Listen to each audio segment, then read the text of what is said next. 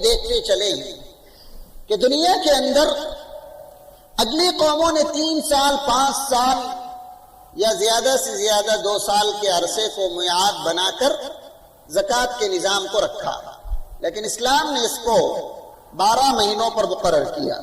12 مہینوں پر ایک چھوٹا سا نقطہ پہلے سے بیان کر دوں، جو لوگ بھی زکوٰۃ دیتے ہیں ان کو چاہیے کہ وہ چاند کے حساب سے زکوٰۃ دے۔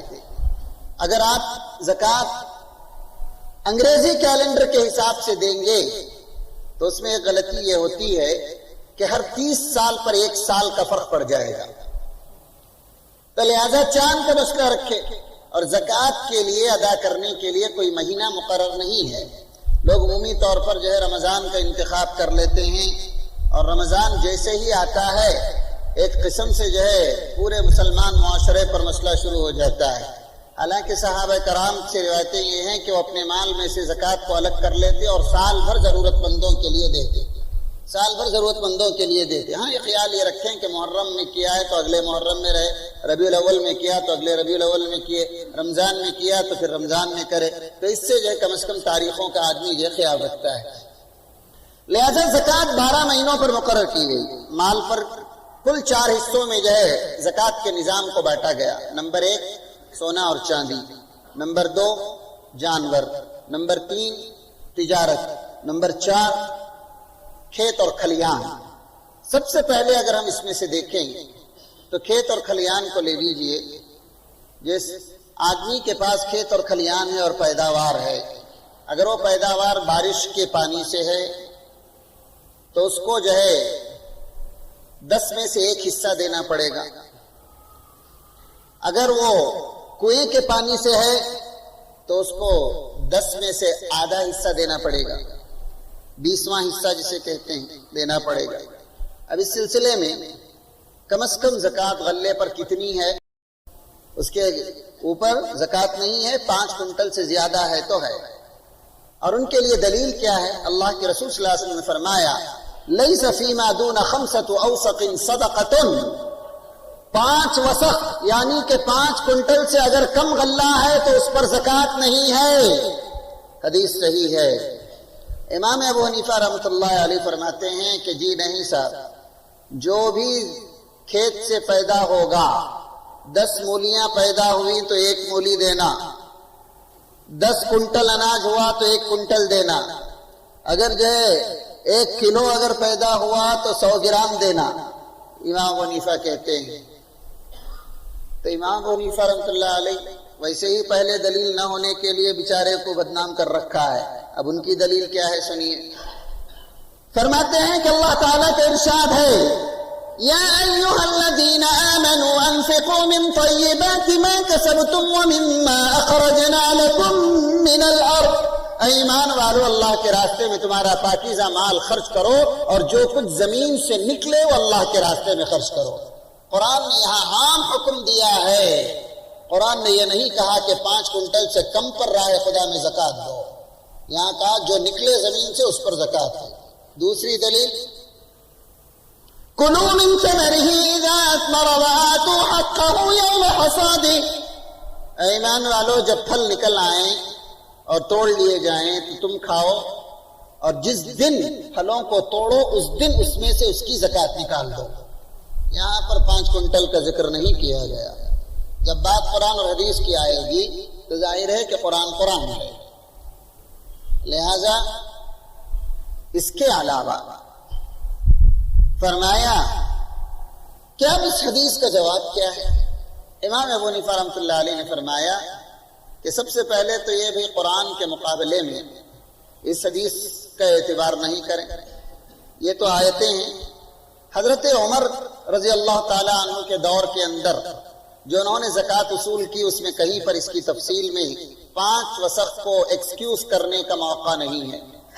حضرت علی رضی اللہ تعالیٰ عنہ کے پاس یہ خصوصی خط اللہ کے رسول کا تھا جسے انہوں نے چھپا رکھا تھا، جس میں زکوٰۃ کے مسائل تھے۔ اس میں بھی یہی تھا کہ زمین سے جو نکلے گا وہ یا تو 20واں حصہ ہوگا یا 10واں حصہ ہوگا۔ حضرت عمر ابن عبد العزیز، جن کو عمر ثانی کہا جاتا ہے، اپنے دور میں انہوں نے گورنروں کو خط لکھا کہ تمہارے کھیت اور کھلیان سے جو بھی پیدا ہو تمہارے ماتحت کی زمین سے، اس میں سے یا تو عشر یا عشیر استعمال کر لے لیا کرو، 10واں حصہ یا 20واں حصہ بطور زکوٰۃ کے نکالو۔ وہاں پر 5 کوئنٹل کے ایکسکیوز کی بات ہی نہیں تھی۔ لہذا صحابہ کا یہ عمل، خلافت راشدہ کا یہ دستور، قرآن کا یہ حکم، امت مسلمہ کا یہ عمل کسی اور کی اجازت نہیں دیتا۔ امام ابو حنیفہ رحمۃ اللہ علیہ آخر امام صاحب ہیں، فرماتے ہیں کہ ہاں، اس حدیث کے تطبیق کا ایک راستہ یہ ہو سکتا ہے کہ اگر کوئی آدمی 5 کوئنٹل کی زکوٰۃ تک اپنی مرضی سے کہیں خرچ کرنا چاہے تو کر سکتا ہے۔ اس حدیث کا مطلب یہ ہے کہ گورنمنٹ سے جو آدمی آ کر زکوٰۃ وصول کرے گا وہ 5 کوئنٹل کی زکوٰۃ زبردستی کر کے نہیں لے گا، مالک اس کا جہاں چاہے پڑوس کو دینا چاہے، اپنے فلاں کو دینا چاہے، فلاں کو دینا چاہے، دے سکتا ہے۔ اس حدیث سے یہی مطلب ہے، بات بھی رہ جاتی ہے، حدیث بھی بچ جاتی ہے، قاطع عمل بھی پورا ہو جاتا ہے۔ یہی ہے امام ابو حنیفہ جن کی فقہ کو فقہ کیوں کہا جاتا ہے، سوچ لے آپ۔ لہذا یہ تو رہی زمین کی بات، وہ زمین جو عمومی طور پر ہمارے ہاں گتے پہ دے دی جاتی ہے، اس کی پیداوار میں اس کا حصہ نکالنے کے بعد ہمارے حصے میں سے جو آئے اس میں سے زکوٰۃ باقاعدہ نکالنا ہے۔ اور پھلوں کا جو مسئلہ ہے، پتوں پر کبھی کاروبار نہ ہو اور پھول پر کاروبار نہ ہو، اور جو ہے ابھی پھول سے جو چھوٹا سا پھل نکلتا ہے جسے ہمارے ہاں پندے کہتے ہیں، کہا کہ اس پندوں پر بھی یہ کاروبار نہ ہو، اللہ کے رسول نے منع فرمایا، اور اسلام میں اس کاروبار کی اجازت نہیں ہے۔ اور اسی لیے دیکھا جب تک مسلمان اس پر عمل کرتے رہے بڑے مزے میں تھے، جب سے انہوں نے درختوں کو خریدا، اگلے سال کی فصل آج ہی خرید رہے ہیں، انجام یہ نکلا ان کا اندازہ تھا کہ اگلے سال میں بہت کچھ کما لوں گا، اللہ پر انہوں نے بھروسہ نہیں کیا، انجام یہ نکلا۔ اسلام کسی کو ڈوبتے نہیں دیکھتا اور کسی کو زبردستی ڈوبنے کا موقع بھی نہیں دیتا، سیدھی سی بات کرتا ہے۔ پھل تیار ہے، مارکیٹ کی ویلیو ہے، اس زمین پر لوگے کیا دو گے اور کیا نہیں، سیدھی سی بات اسلام طے کرتا ہے۔ اور اس سے جو بھی ہٹ کر چلے گا اور جس دور میں بھی چلے گا، بربادی لازمی ہے، دیر یا سویر۔ شروع میں بہت اچھا دکھے گا، جب واپس جائے گا تو اصل کے ساتھ مل کر جائے گا، لہذا یہی انجام ہوتا ہے۔ یہ تو ہوا کھیت اور کھلیان کی بات۔ جانوروں کے تعلق سے جس کے پر 40 بکریاں ہوں تو اس پر زکوٰۃ ہے، 30 گائے یا بھینس ہوں تو اس پر زکوٰۃ ہے، 5 اونٹ ہوں تو اس پر زکوٰۃ ہے، اس سے کم پر زکوٰۃ نہیں ہے۔ 40 بکریوں پر 1 بکری ہے، اسی طرح 30 گائے پر اس میں جو ہے 2 سالہ یا 3 سالہ جو ہے بچڑے کا ذکر ہے، اسی طرح جو ہے 5 اونٹوں پر 1 جو ہے اونٹ کے بچے کا ذکر ہے۔ لہذا جانوروں کی یہ تفصیلات ہیں۔ تجارت کے لیے جو جانور پالے جاتے ہیں اس میں جو ہے اس کو مال تجارت کے طور پر شمار کر کے آدمی جو ہے اس کی زکوٰۃ نکالے گا۔ زمینات کا ہوا اور اس کے ساتھ جو ہے معاملہ جانوروں کا ختم ہوا۔ اور تیسری چیز تجارت کرنے والے لوگ ہیں، انہوں نے 10 لاکھ روپے سے تجارت شروع کی، سال کے شروع میں 10 لاکھ روپے تھے، سال کے آخر میں حساب دیکھیں گے، اگر ان کے پاس 5 لاکھ رہ گئے ہیں تو 5 لاکھ کی زکوٰۃ دیں گے، اگر 50 لاکھ رہ گئے ہیں تو 50 لاکھ کی زکوٰۃ دیں گے، اگر 10 لاکھ 6 مہینے کے بعد 1 کروڑ ہوئے، 9ویں مہینے میں 70 لاکھ ہو گئے، 12ویں مہینے میں 70 لاکھ گھٹ کر 5 لاکھ ہو گئے، تو لہٰذا 5 ہی لاکھ کی زکوٰۃ ہے۔ اگر 10 لاکھ 1 کروڑ بن گئے اور سال کے آخر میں 1 کروڑ ہیں تو 1 لاکھ کی زکوٰۃ ہے۔ لہٰذا یہ تجارت ہے۔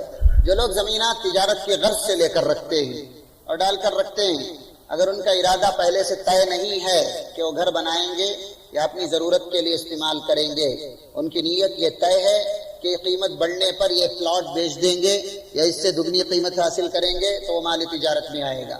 اب اس سلسلے میں یہ ہے کہ ایک شخص جو ہے آج خریدا اور 10 سال کے بعد بیچ رہا ہے، کیا کرے؟ امام شافعی رحمۃ اللہ علیہ کا مسلک یہ ہے کہ ہر سال کا حساب کر کے زکوٰۃ دے۔ ہر سال آج 2 لاکھ میں خریدی، اگلے سال مارکیٹ ویلیو 4 تھی، 4 کی زکوٰۃ، اس کے بعد 6 ہوئی، پھر 6 کی زکوٰۃ اجازت دے دی۔ یہ تجارت ہے۔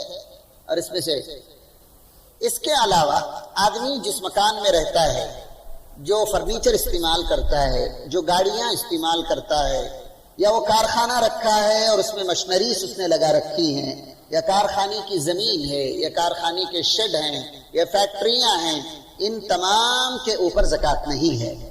آدمی جو اپنے لیے استعمال کرے، ایک سے زیادہ گاڑی رکھتا ہو لیکن اس کے استعمال کی ہے تو پھر اس کے لیے اجازت ہے کہ اس کے اوپر کوئی زکوٰۃ نہیں ہے، بتا دیا گیا۔ یہ تو ہوئی زکوٰۃ کی بنیاد۔ سب سے آخری چیز سونا اور چاندی۔ سونا اور چاندی، سونے اور چاندی کے تعلق سے فرمایا نصاب مقرر کیا گیا 7.5 تولے سونا، اپروکسیمیٹلی موجودہ حساب سے 80 پر 6 گرام 86 گرام گولڈ، 52.5 تولہ چاندی، تقریباً جو ہے آدھے کلو سے کچھ زیادہ چاندی اگر کسی کے پاس ہے اور وہ آدمی قرض میں ڈوبا ہوا نہیں ہے، یا ان دونوں میں سے کسی ایک کی قیمت کے برابر بینک بیلنس ہے، فرمایا اس کے اوپر زکوٰۃ ہے، زکوٰۃ دینا ہے۔ زکوٰۃ کیا حساب سے دیں گے؟ ہر 100 روپے پر 2.5 روپیہ، 100 روپے پر 2.5 روپیہ۔ سونا جو ہے 1000 روپے تولے سے خریدا تھا، اب سمجھ لیجئے کہ 4000 ہو گیا ہے۔ اگر آپ بیچنے جائیں گے تو جو ہے 3800 روپے میں بکے گا، یا فلاں ہے۔ دنیا بھی بیوقوف بناتی ہے، ہم بھی بیوقوف بنتے ہیں، کہتا ہے بھائی جو جس قیمت پر آپ لیے ہیں اسی قیمت پر لوٹا دیں گے۔ پہلے ہی جو ہے 20% 15% جو ہے چیدارم کے نام سے ڈال کر چھین لیتا ہے، تو اس کے بعد بڑھے گا کتنا گھٹے گا سب اندازہ رہتا ہے۔ تو آدمی جو ہے خیر باہر کا وہ اپنی جگہ پر چیز ہے، لیکن یہ کہ جو ہے اس کی زکوٰۃ 100 روپے پر 2.5 روپے کے حساب سے دی جائے گی۔ اب وہ زیورات جو آدمی پہنتا ہے، عورتیں جسے استعمال کرتی ہیں، اس پر زکوٰۃ ہے یا نہیں ہے؟ اس پر زکوٰۃ ہے یا نہیں ہے؟ امام شافعی کہتے ہیں کہ زکوٰۃ نہیں ہے۔ کیوں؟ اس لیے کہ وہ استعمال کی چیزوں میں ہے، اس لیے اس پر زکوٰۃ نہیں ہے۔ حضرت عبداللہ ابن مسعود اور حضرت عمر فاروق رضی اللہ تعالی عنہ، ان دونوں کا مسلک تھا زیورات پر زکوٰۃ ہے، اور ان کی روایت ہے اللہ کے رسول صلی اللہ علیہ وسلم کی خدمت میں ایک عورت آئی جس کے دونوں ہاتھوں میں سونے کے کنگن تھے۔ اللہ کے رسول نے پوچھا کہ تم نے اس کی زکوٰۃ دے دی؟ تو انہوں نے کہا یا رسول اللہ ہم نے دے دی ہے۔ اللہ کے رسول نے فرمایا اگر تم زکوٰۃ نہ دیتی تو قیامت کے دن اس کے بدلے تم کو آگ کے 2 کنگن پہنائے جاتے ہیں۔ اس حدیث کی بنیاد پر حضرت عمر اور عبداللہ ابن مسعود کا فتویٰ یہ ہے کہ زیورات پر زکوٰۃ ہے۔ حضرت ام سلمہ رضی اللہ تعالی عنہا کی ایک اور حدیث ہے، رسول اکرم صلی اللہ علیہ وسلم کی خدمت میں انہوں نے ایک پازیب پیش کی، پوچھا یا رسول اللہ کہ اس میں زکوٰۃ ہے؟ اللہ کے رسول نے فرمایا کہ اگر اس میں سونا بقدر نصاب کے ہے تو پھر اس میں زکوٰۃ ہے۔ تو ان دونوں روایتوں سے پتہ چلتا ہے کہ زیورات پر زکوٰۃ ہے۔ ان دونوں روایتوں کو دلیل بناتے ہوئے امام اعظم ابو حنیفہ رحمۃ اللہ علیہ فرماتے ہیں وہ تمام زیورات جو سونے کے ہوتے ہیں یا چاندی کے ہوتے ہیں جو استعمال میں رہتے ہیں، لہٰذا ان کے اوپر ہر حالت میں زکوٰۃ ہے بشرطے کہ ان کو مقدار کو پہنچ جائیں۔ اور امام ابو حنیفہ کی یہ 2 دلیلیں ہیں، حضرت عمر اور ابن مسعود رضی اللہ تعالیٰ عنہ کی روایت اور حضرت ام سلمہ کی روایت۔ معلوم یہ ہوا کہ وہ زیورات جو ہے اس پر زکوٰۃ ہے اور زکوٰۃ نکالنا ہی چاہیے۔